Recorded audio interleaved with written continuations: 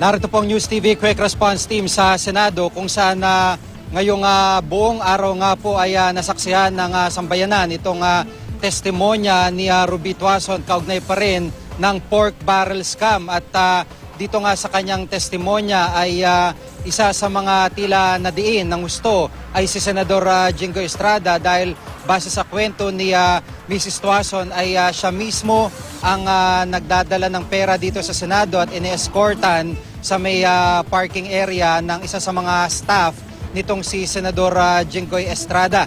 At idinetalye rin ni Mrs. Tuason kung bakit siya pumarap sa Senado dahil dalawang pangunahing dahilan ng kanyang pagharap ay una, ang kanyang tawag ng kanyang konsensya lalo pat nakikita raw niya ang paghihirap ng mga biktima ng bagyong Yolanda. Pangalawa ay itong kanyang mga apo, isinailang-alang niya ang kanyang mga apo na ayaw niyang madungisan ang kanilang pangalan. At isa rin sa mga nabanggit ni Mrs. Tuason ay itong kung siya raw ay mamamatay man ay ayaw naman niya na siya'y mamatay, nagalit ang may 80 milyon na mga Pilipino sa kanya. At tumagal nga po ng ilang oras din ang testimonya ni Mrs. Tuason kaugnay pa rin ng flow kung paano nagkakilala itong Senador Jinggoy, yung pagdadala niya ng pera dito sa Senado umano at ilang pang mga importanteng detalye kaugnay pa rin ng pork barrel scam. Sa puntong ito, makakausap po natin sa linya ng telepono si Senador TG Gengona, ang pinuno ng Senate Blue Ribbon Committee na nanguna sa pagdinig ng Senado kaugnay dito sa pork barrel scam ngayong araw nito. Magandang hapon po, Senator Gengona. Magandang hapon, Jiggy. Magandang hapon sa lahat ng nakikinig sa GMA News. Opo. Hello? Senator, Hello? at kanina po nabanggit nyo na kumbaga talagang napakabigat nitong testimonya na binitawan at 3-point shot ang isa sa mga termino po na nagamit dito sa testimonya po ni Mrs. Tuason. Yes, 3-point shot na buzzer beater tsaka winning shot pa.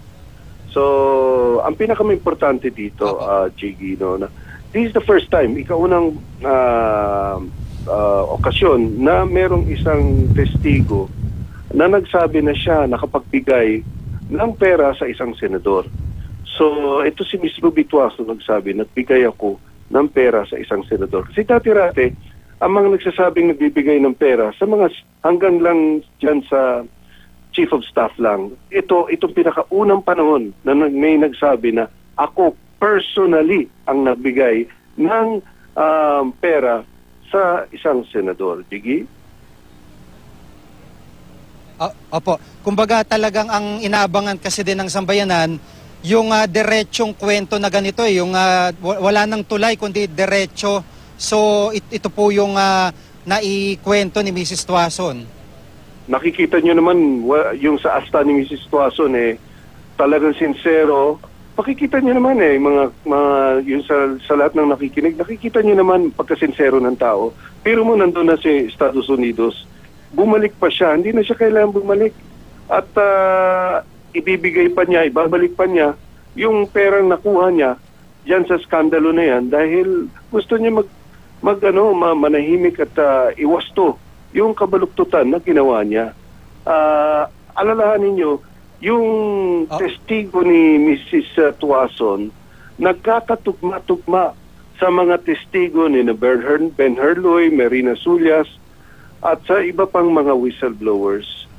Pangatlo, meron pang positive identification ng mga staff ni Senator Jinggoy Estrada dito sa Senado sapagkat sinabi niya on several occasions nag-deliver siya ng pera dito sa Senado at sinusundo siya ng staff dito sa Senado para umakyat doon sa opisina ni Senator Jinggoy Estrada.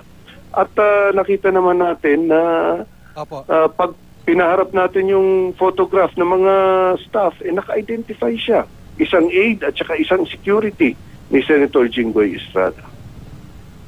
Jingy? Opo.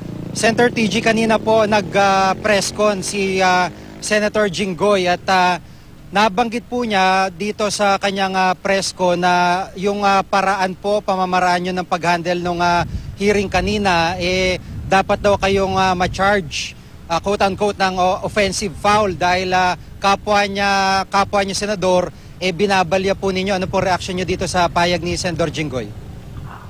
Jiggy, ginagawa ko lang trabaho ko bilang chairman ng Senate Blue Ribbon.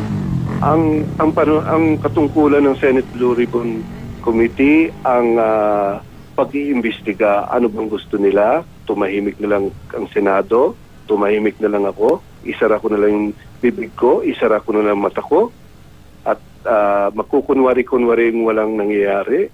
Yan bang gusto nila, Jiggy? Opo.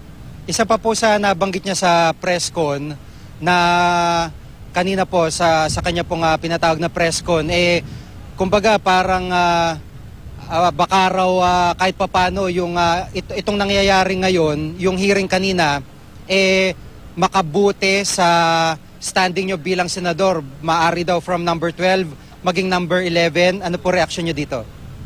Jiggy, trabaho ko to. Kailangan gawin ko yung trabaho ko. Regardless of anong mangyayari sa eleksyon sa 2016, kailangan ngayon gampanan ko ang trabaho ko. Chairman ako ng Committee on Health, gumagawa ako ng mga hearings tungkol sa PhilHealth. Chairman ako ng Committee on Peace, gumagawa ako ng hearings tungkol sa Bangsamoro Law. At chairman din ako ng Senate Blue Ribbon Committee. Kinagampanan ko lang ang trabaho ko. Ngayon, kung sa pananaw niya, ginagawa ko ito para sa pamulitika daw sa 2016, kayo naman makakahusga Ano bang ginawa ko ganinang umaga? Tama lang ba yung mga tanong ko? O nag-OA ba ako? Mahinahon ba yung pagtatanong ko? Tapat ba yung pagtatanong ko? Talaga bang hinahanap ko lang ang katotohanan dito?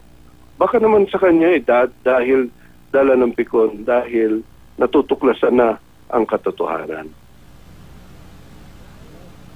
Sige. Opo. Yung pong challenge ni Senador Jinggoy na ilabas ng OSAA itong mga CCTV footage, yung impression nyo po sa unang hamon niya na ilabas nga itong mga video, kasi considering na ilang taon na rin, sa tingin nyo ho ba may laman yung hamon na ito, o kumbaga parang ano na lang, masabi natin na for the sake of yung kanyang hamon na ito? In the spirit of fairness, Jiggy, no, yung sinasabing ilabas sa CCTV, sinusuportahan ko yan. At chineko kanina sa Sergeant at Arms, sabi nila, gagawin nila at ginagawa nila yun lang, konting panahon lang dahil ilang taon daw yun. So, ako susuporta ako, ilabas natin yan. In the spirit of fairness, para makita ng taong bayan na ang katotohanan naman ang hanap natin Sige? Opo. Senator TG, panguling mensahe po, ano po ang aasahan pa ng sambayanan dito sa mga susunod na mga pagdinig? Well, ang aasahan, mga kababayan, ang maasahan natin sa Senate Blue Ribbon Committee, ang sagot sa mga tanong, ano ba talaga nangyari? Paano nangyari? Sino ang mananagot sa nangyari? At pang-apat, yung anong gagawin natin para hindi na mangyari ulit yung nangyari. Yun po ang mga layunin ng Senate Blue Ribbon Committee. At tuloy-tuloy po tayo sa paghahanap ng katotohanan. Ito po si TG Gingoana. Magandang hapon po sa inyong lahat. Maraming salamat po, Senator TG Gingoana, pinuno ng Senate Blue Ribbon Committee. Maraming salamat.